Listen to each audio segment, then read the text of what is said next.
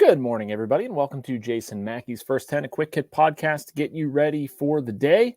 We are sponsored, as always, by the North Shore Tavern. You don't have to be a baseball fan to love it there. The interior is wall-to-wall Pirates. Their appetizers, entrees, cocktails, and, of course, steak and seafood on a sizzling lava stone. Open every day. The North Shore Tavern across from PNC Park is Pittsburgh's home for steak on a stone.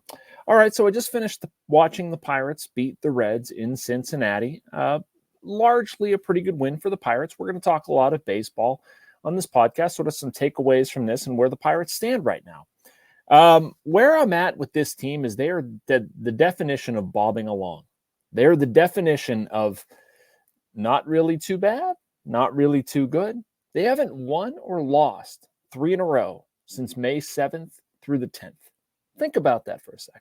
I'll give them credit that they don't let things fester, but they also can't build it very long or sustain it for long. It's kind of where I'm at. And for the Pirates to make a push for this thing, I really need to see them string some wins together. That's going to be tough to do this week. I mean, a key series rubber match today in Cincinnati, off day Thursday, and then they head to Atlanta, which is never easy.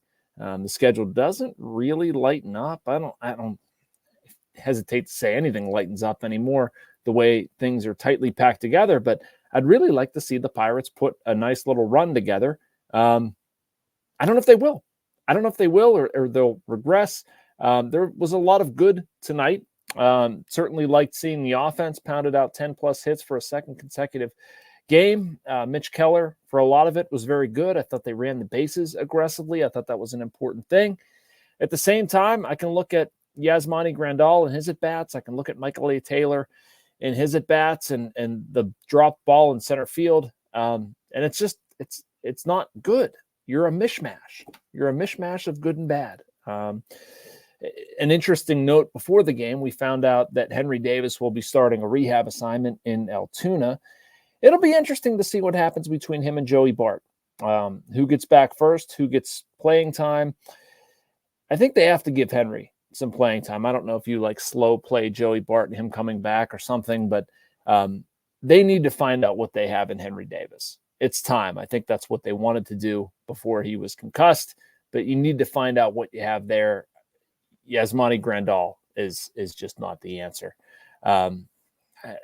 Defensively, it's serviceable, I guess, but there's just no offense there whatsoever. You've got a 1-1 pick who theoretically should be able to take over that position. As far as Mitch Keller, though, I was impressed with what he did. The curveball looked really, really good, even though it snapped a stretch for Keller of 8 straight with at least 6+ innings. Went 5 2/3, 7 hits, 4 runs.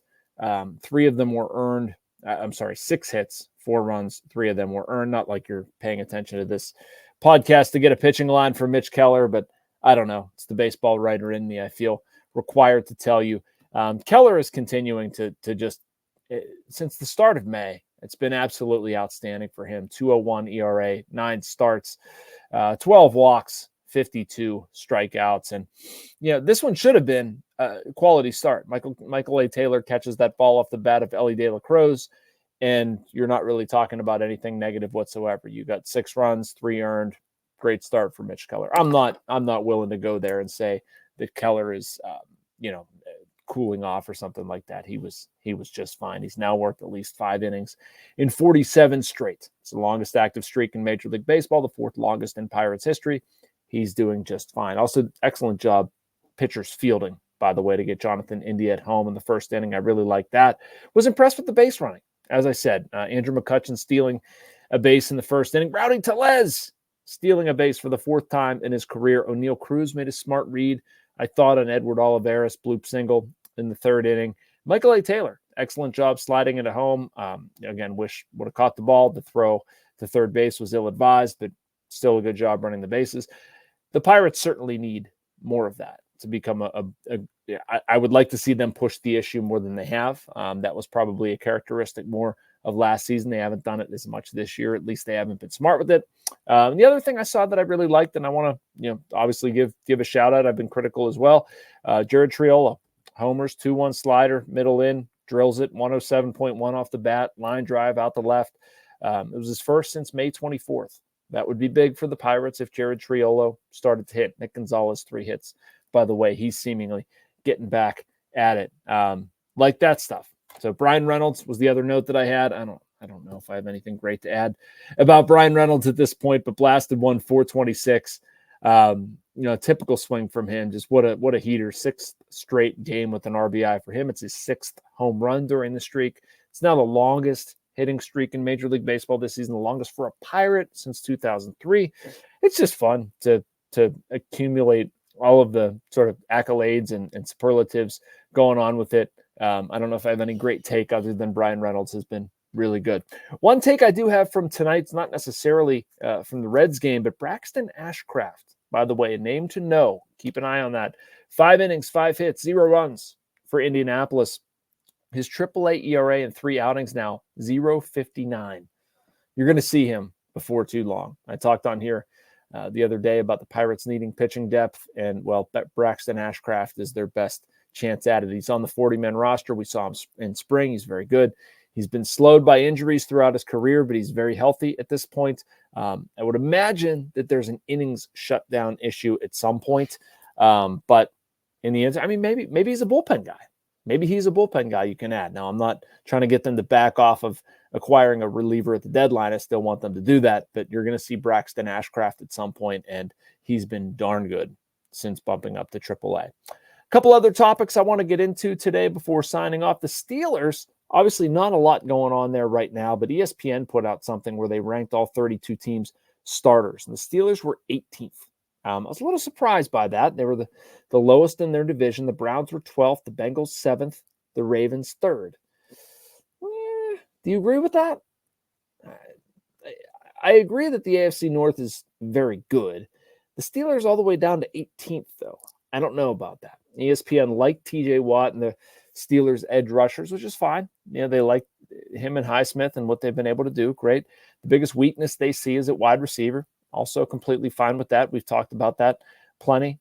They question who's going to win the number 2 job, Van Jefferson, Roman Wilson, Quez Watkins, Scotty Miller, etc. And that's fine. I don't know either. I don't really love it. They said the biggest X factor is the offensive line. Also good with that. I'd like to believe it's going to be good, but it's understandable that you might need some adjustments with Troy Fautanu, Zach Frazier, etc. So I'm with them there. I found it odd that they're projecting the starters as the dime unit. There's no Landon Roberts in there. Maybe it's reading too much into it. I don't know. But I found that a little bit odd, and I think the Steelers will be at it better than 18th. That's my take. Maybe I'm looking at it through rose-colored glasses. I'm not sure. But I think there's more there than the 18th best group of starters throughout the NFL. I've also got some NHL news, not necessarily with the Stanley Cup final, but they announced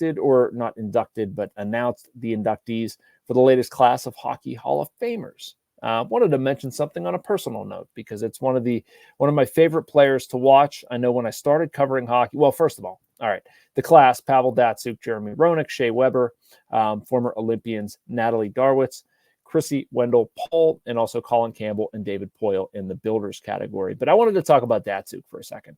Maybe you have something similar. My wife loves to make fun of me for this, and that's fine. I don't know what it is. When I first started covering hockey, Pavel Datsyuk was largely in his prime, was one of the better players, was one of the more interesting players, but still, winding down his career. Whether it's the stick handling, the defense, just an odd face way of carrying himself, I don't know. I just loved watching Pavel Datsyuk play. And I've always had a thing for the Red Wings for some reason. I read a book on Gordie Howe, and I've always kind of really loved their history. Big Joe Louis Arena fan. Loved covering games there. Loved going to Detroit. So there was something about that, but I don't know. It's neat to see somebody you have really idolized, admired. I don't know. We kind of lose that on the sports writer side. We're not fans the same way you are, but I've always sort of been a fan of Pavel Datsyuk. I'm not sure why. I just like the way he plays the game. Drew Brees was another guy that I just randomly was attracted to how he played the game and was a pseudo fan.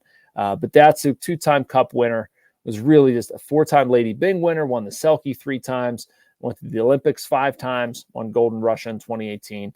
I remember there was a practice at the UPMC Lemieux Sports Complex, Russia, practiced, and that was an interesting environment to see them take over the Penguins dressing room. But getting to be close to Pavel Datsyuk was a pretty cool thing for me. Shea Weber was another one that I was on hockey when that happened. 3-time Norris finalist, and darn if he wasn't very, very good, and some very deserving Hockey Hall of Famers, certainly.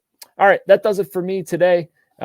Make sure you like and subscribe. You can get all of this content and more. We'll be breaking it down each day in this same place. But thank you for watching, and talk to you on First 10 tomorrow.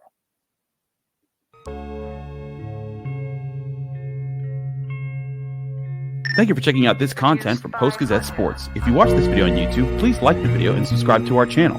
For all of the sports coverage the Post-Gazette has to offer, visit post-gazette.com.